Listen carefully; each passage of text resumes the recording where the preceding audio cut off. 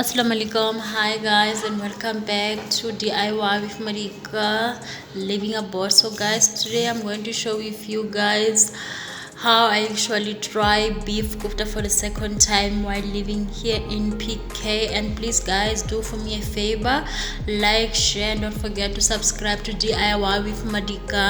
So okay, let's get started. I have made small beef balls just like you make kebab, but today is a different shape. We make meat balls, that's how we call it in English, and just fry it to light brown or golden brown. That goes according to your wish. So as you can see, in English we usually call it beef grounded balls, so we usually like to enjoy it or serve it with spaghetti. Yep. So as for me, I fry it to light brown, but yes, fine for me now.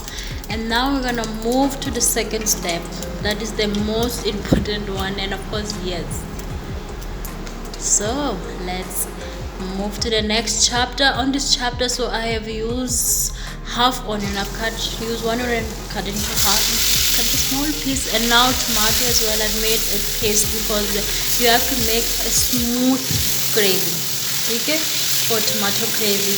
So in here you can also add spices, salt,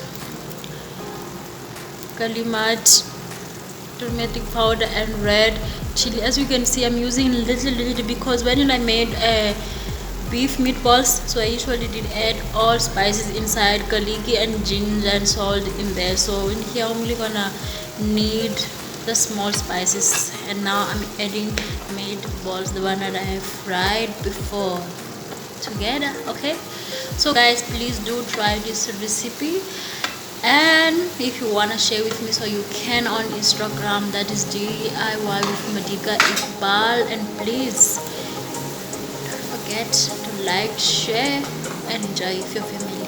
Thanks for watching.